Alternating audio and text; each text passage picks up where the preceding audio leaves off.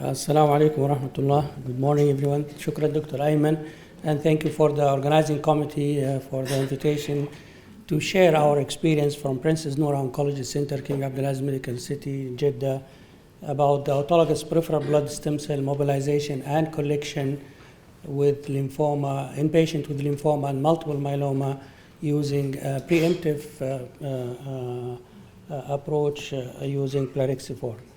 So as you know, lymphoma and myeloma among the commonest hematological malignancies, and using high-dose therapy and rescue with stem cell transplant is commonly used in the treatment of lymphoma and myeloma, either as a part of upfront line or most commonly during the time of relapse.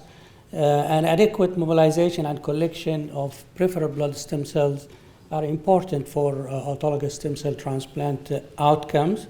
And currently, the main strategies for routinely used for peripheral blood stem mobilization, either cytokine, mostly GCSF-based mobilization, or what's called steady state, or chemotherapy-based stem cell mobilization. The common mobilization regimen, as you know, either GCSF alone or combined with plerixafor, or cyclophosphamide plus GCSF in myeloma, chemotherapy, disease-specific chemotherapy plus GCSF in lymphoma, and preemptive plerixafor can be used with both either GCSF or chemotherapy or cyclophosphamide plus GCSF. The current minimal threshold of CD34 positive cells for successful transplant is about 2 multiplied by 10 to the power of 6 of CD34 positive cells per kilogram for a single transplant. And although the mentioned regimen for mobilization and collections are effective, but still we could see about 15 and in some reports about up to 20% of patients who go for a poor mobilization, and this definitely would affect on the outcome of transplant. What is poor mobilization? Who are the poor mobilizers? There is no consensus definition. There are multiple definitions. Failure to achieve target level of at least 2 multiplied by 10 to the power of 6. This is after collection, or pre-collection having a CD34 absolute level of less than 20 mil per microliters, absolute count, need for apheresis sessions, use of plerixafor if the cell count is less than 10, or yield of collection on day 1 apheresis less than 1.5. So these are considered also definitions, but the most and the best predictive factor is the CD34 cells level at the maximum peak of stimulation. If the CD34 positive cells is more than 20, you would expect to have a successful mobilization, and the borderline poor mobilization if their level is 10 to 20, and clear poor mobilization is less than 10. Plerixafor is a chemokine receptor inhibitor which can be added to both mobilization strategies, and it has been shown to increase CD34 cells yield and improve mobilization and transplant outcomes. The challenges and limitation of using plerixafor is its high cost, and there is lack of consensus guidelines how to use plerixafor in mobilization and collection. So in many centers, it's mostly limited to patients who fail to reach a sufficient number of CD34, so are poor mobilizers, and it is used as based as a preemptive use or approach. Suggested indicated for preemptive plerixafor, either as we mentioned, poor mobilizers,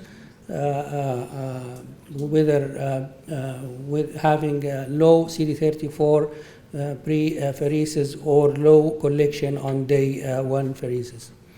So our study and the primary objectives is to review assessing our mobilization efficiency in our center and reviewing and assessing efficiency of preemptive plerixafor approach that we used in our center. This was in all patients who received auto transplant in our center from 2014 to August 2021. This is a retrospective studies. It was the medical record-based collecting data and data clinical and disease-related in relation to this issue. And data were evaluated for the overall cohort, disease entity, peak CD34, and need for preemptive plerixafor. Briefly about our mobilization regimen. So chemotherapy mobilization, these are the following, are the most common chemotherapy regimen, cyclophosphamide, ESHAB, GTP, and others. And GCSF was given daily of 5 to 10 microgram per kilogram, 1 to 3 days post chemotherapy. And the CD34 monitoring was started when leukocyte count were more than 1 multiplied by 10 to the power of 9. And if CD34 was more than 15, then we start apheresis. If CD34 was on the borderline level from 10 to 15, then we have a dynamic approach based on the goal and patient by patient. For example, if you have a patient who is for tandem transplant, of course, is different from a patient who is for single transplant. If it is less than 10, we continue GCSF, and if there is no further improvement, then we go for plerixafor. For GCSF mobilization, we use GCSF as a usual dose, and we do CD34 on day 4. And if it is more than 8, we go for leukapheresis next day. If it is less than 8, we give plerixafor and go for leukapheresis next day. So the preemptive use of plerixafor, as I mentioned, in chemotherapy-based regimen, it is used if CD34 is less than 10 at the maximum stimulation. And in GCSF base, it's used if the CD34 is less than 8 on day 4. And this is the usual dose. We use 0.24 milligram or 240 microgram. It's giving 9 to 12 hours before leukapheresis. Usually we give it at 9:11, and we do our pheresis 8 to 9 a.m. next day. So the results of this study, we had 215 patients, and 70% of them were lymphoma and 30% were myeloma. And as mentioned earlier, previous presentation, Hodgkin lymphoma represent maybe in most of our centers the #1 indication for auto transplant in our community here. We have 2/3 of our patients, 67%, are male, and 1/3 is a female. And if you see, this is interestingly is maintained even in disease specificity, not only for the over, but even for each disease, they are the same. We treat 2 to 1, male to females. Patients' age, the median age is 40 years. We do see much younger patients in Hodgkin lymphoma and older patients in multiple myeloma. And regarding the non-Hodgkin lymphoma, most of the indications is a diffuse large B-cell lymphoma, but there are other types of non-Hodgkin lymphoma. We used chemotherapy mobilization in about 71% of the patients, and GCSF was used in 29 of the patients. And most of our chemotherapy cyclophosphamide as expected in multiple myeloma patients, and we use ESHAB previously more in lymphoma patients. And GCSF was used in 62 patients, and if you see, most of them are Hodgkin lymphoma, because for the last few years, our salvage for Hodgkin lymphoma is brentuximab bendamustine, and we use mobilization with G-CSF after 2 cycles of bendamustine brentuximab. So regarding the outcome in regard to our objectives, so 80% of our patients reach more than 20 CD34 positive cells.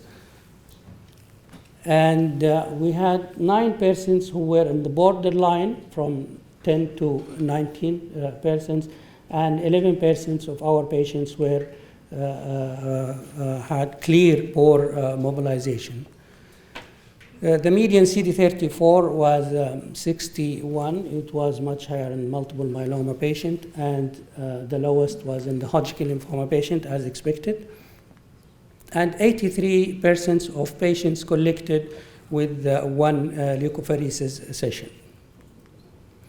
Regarding the preemptive efficiency of preemptive plerixafor administration for poor mobilizers, so preemptive plerixafor was used for 13% of the poor mobilizers, so 29 patients. And this was in regards of mobilization strategies. It was used only in 10% of chemotherapy, of patients collected with chemotherapy, and more, it was used more in patients who are collected with G-CSF. And regarding the disease entity, of course, the poor mobilizers were more in Hodgkin lymphoma patients compared to non-Hodgkin lymphoma or myeloma patient. So in regard to mobilization outcome, all patients with clear poor mobilizers, they were candidate for preemptive plerixafor. So these are the patients with less than 10 CD34, and in patients with a borderline, we had 20 patients with borderline, and only 5 patients of these 25, which represent 25% of borderline patients, they required preemptive plerixafor. Most of the patients on the borderline, they didn't require preemptive plerixafor. So 5 patients failed preemptive plerixafor, and with this, 98 with preemptive plerixafor approach, 98% of our patients, 210 out of 215, collected with the first attempt. And this improved the, of course, if you do next attempts, it has its own impact on the resources, on the patients, so with using this approach, we were able to collect 98% of our patients with the first attempt. The 5 patients who failed the preemptive approach, they went for the second attempt, and 3 of them, they were recollected with additional plerixafor, and 1 patient, he went for chemotherapy or mobilized with chemotherapy, and there was only 1 patient who failed the collection with the first and second approach. So only 2 persons, which is this 1 patient who required second. So with this, as I mentioned, with using this approach, preemptive approach, more than 99% of our patients collected, 214 out of 215 patients collected with the first and second attempt. So there was only 1 patient who failed to be collected. So in conclusion, preemptive plerixafor during initial mobilization is almost certainly better for patients than remobilization with G-CSF plus plerixafor, since it's avoid delay of transplant, anxiety about possibility of failure of second attempt. And our data suggests that plerixafor is not needed if peripheral blood CD34 is more than 15 on predicted day of leukapheresis. So this is now our proactive intervention to rescue mobilization. If CD34 is more than 15, in the EPMT guidelines they use 20, in our institution, we use 15, then we go for apheresis. If the CD34 is 10 to 15, we go for dynamic approach, case by case. And if it is less than 10 for chemotherapy mobilization or less than 8 for GCSF mobilization, we go for a preemptive plerixafor. And with this, I come to the end of my presentation. I'd like to thank our patients, family, our clinical team, nursing team, our lab staff, and specific thanks to Ms. Mona Najib, is the stem cell therapy and cellular therapy stem cell lab supervisor, who contributed, had a major contribution to this project. And thank you.